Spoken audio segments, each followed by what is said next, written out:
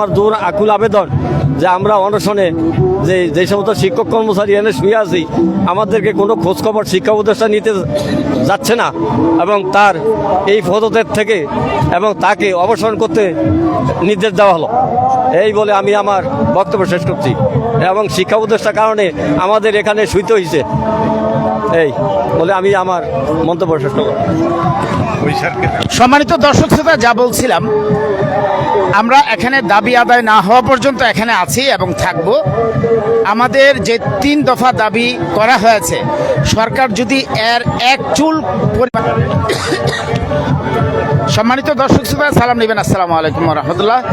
যারা আমাকে এখন সরাসরি দেখছেন, আপনাদের সামনে লাইভটা পড়লে অবশ্যই শেয়ার করবেন। আমরা যে সরকারের কাছে ন্যূনতম 3টা দাবি করেছি, সেই দাবি পূরণ না হওয়া পর্যন্ত আমাদের এই কর্মসূচিগুলো চলবে। আজকে থেকে আমাদের অনশন চলছে, আপনারা দেখতে পাচ্ছেন। আমরা এই অনশন চালিয়ে যাব। সরকার বাহাদুর যদি শিক্ষকদের পালস বুঝতে ব্যর্থ হয়, তাহলে শিক্ষকরা এখান থেকে দাবি আদায় না হওয়া পর্যন্ত তারা অনশন করতে করতে তারা মৃত্যুবরণ করবে, তারপরে এখান থেকে তারা উঠবে না, এটাই তারা বলেছে। স্যার, কোত্থেকে আসছেন বলবেন স্যার? জি, আসসালামু আলাইকুম। আমি ভোলা জেলার দৌলতখান উপজেলা থেকে আসছি। আমার বিদ্যালয়ের নাম হাজির মাধ্যমিক বিদ্যালয়। আমি মোহাম্মদ শিমুল। আমরা 12 তারিখ থেকে প্রেস ক্লাব থেকে আন্দোলন শুরু করে আমরা আজকে এই শহীদ মিনার পর্যন্ত।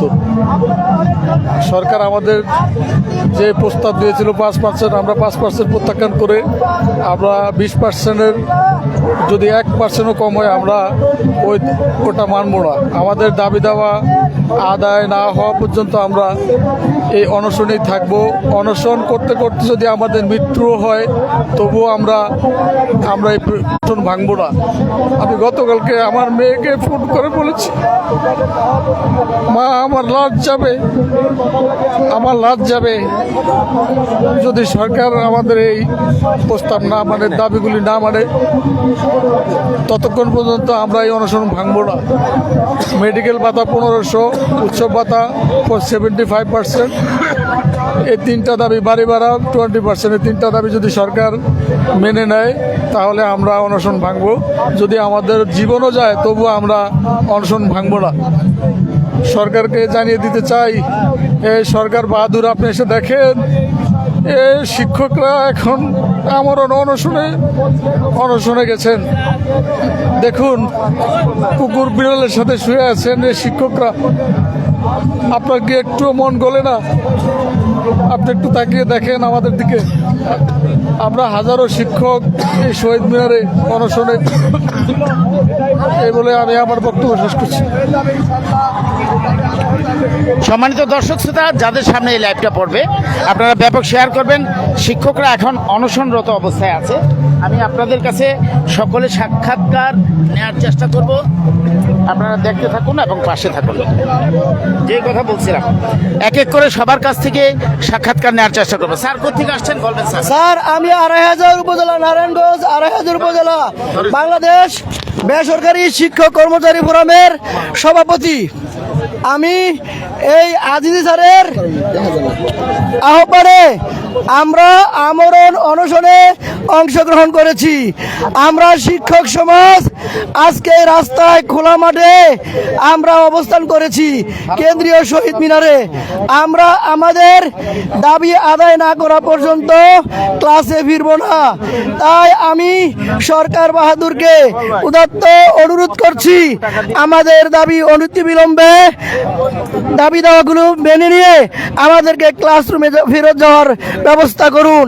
আমাদের আজিজ স্যার দেখতে পেরেছেন, তিনি অসুস্থ হয়ে পড়েছেন। এখানে অনেক আন্দোলনরত শিক্ষক অনশনে এসে অসুস্থ হয়ে পড়েছেন। আমিও ধীরে ধীরে অসুস্থ দিকে যাচ্ছি। তাই আমি এখনো অনুরোধ করছি, আমরা ক্লাস কার্যক্রম বন্ধ রেখেছি। আমাদের কর্মসূচি চলবে, 20% মিলবে, 20% নিয়ে আমরা বাড়ি ফিরবো। তা না হলে আমরা এই শহীদ মিনারের প্রাঙ্গণ ত্যাগ করব না। তাই আমি সরকার বাহাদুরকে আবারও অনুরোধ করছি আমাদের দাবি দাওয়াগুলো মেনে নেওয়ার জন্য। আসসালামু আলাইকুম ওয়া রাহমাতুল্লাহ।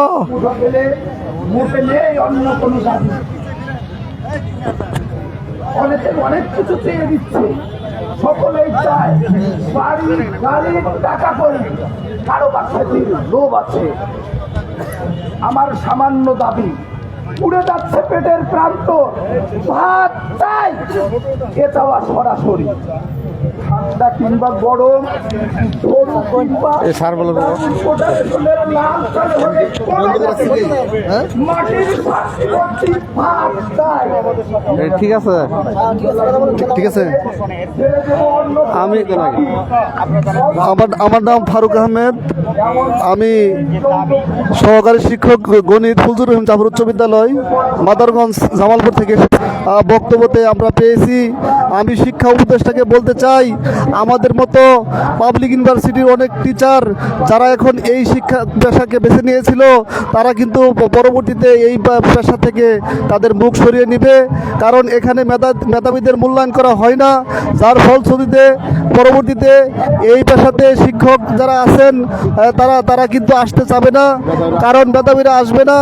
আর এই 97% বাংলাদেশের শিক্ষা ব্যবস্থা বেসরকারি শিক্ষা যারা আছি, তারা যদি এই পেশায় না থাকে, তাহলে ওই 3% সরকারি চাকরিজীবী যারা আছে সরকারি, তারা কিন্তু এইভাবে দেশ চালাতে সম্ভব হবে না। তা আমি সরকার বাহাদুরকে বারবার বলতে চাই, আপনারা দয়া করে এই 20% বাড়ি ভাড়া আর এই 3টি দাবি মেনে নেন এবং শিক্ষক সমাজকে মুক্তি দেন। তারা অনশনে অনেকদিন অনশনে রয়েছে, অনেক অসুস্থ হয়ে পড়েছে। আমাদের আজিজ স্যার অসুস্থ হয়ে পড়েছেন।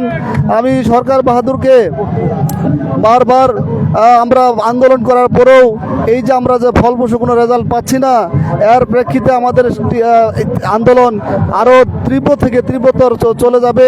তখন কিন্তু এই আন্দোলনকে আপনারা আর দমাতে পারবেন এবং আমাদের এই অনশনকে থেকে মুক্ত করুন। আর আমি সারা বাংলার শিক্ষকদেরকে বলছি, আপনারা এই শহীদ মিনারে ঝেঁপে পড়ুন। রক্তের বিনিময়ে হলেও আমরা এই 20% প্রজ্ঞাপন এবং 1500 টাকার চিকিৎসা ভাতা এবং কর্মচারীদের জন্য 75% উৎসব ভাতা প্রজ্ঞাপন আমরা নিয়ে যেতে পারি। আর এই দাবির সাথে সকল শিক্ষক, বাংলাদেশের সকল শিক্ষককে আমি আহ্বান জানাচ্ছি, আমরা তাড়াতাড়ি এসে পড়বেন এই শহীদ মিনারে। বাড়ি ভাড়া বা চিকিৎসা ভাতার দাবি ন্যায্য দাবি এবং এটি একটি ন্যূনতম দাবি। বৈষম্য বিরোধী শিক্ষা আপনাদের এই দাবির সাথে একাত্মতা পোষণ করছে। আমি এই সরকারের যে মাননীয় উপদেষ্টা মহোদয় রয়েছেন, আমি তাকে আবারও অনুরোধ করব যে আপনাদের এই দাবি যেন অচিরে অবিলম্বে মেনে নেওয়া হয়। প্রধান উপদেষ্টা সহ মাননীয় উপদেষ্টা মহোদয়। সম্মানিত দর্শক শ্রোতা, আপনারা দেখতে পাচ্ছেন আমাদের লাইভ সম্প্রচার করছি আমরা এখন।